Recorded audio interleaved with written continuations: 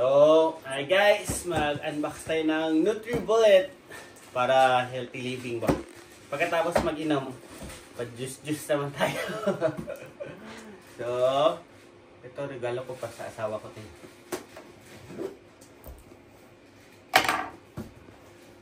Huh?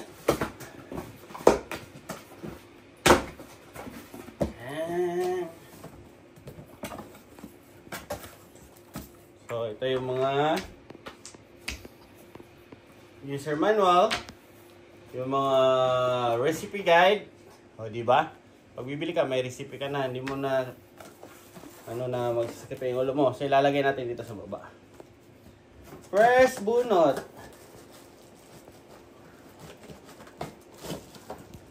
Yung pitchil niya.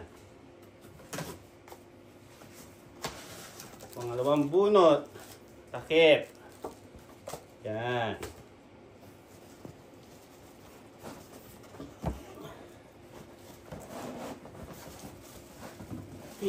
Taka ni. Pinsam ni.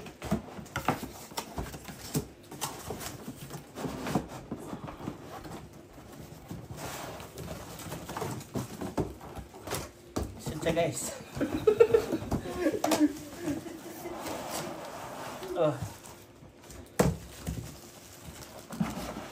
Ito na ang actual item kasi gusto na daw ng asawa ko ng healthy living. Sasuportahan natin yung asawa. Happy wife, happy life. Ganun talaga mga guys. Bilhan natin itong mga asawa natin guys para bilhan natin siya ng gusto nila sa bahay para makapagpaganda din tayo ng car natin ba. Ganun lang yung mga technique dun.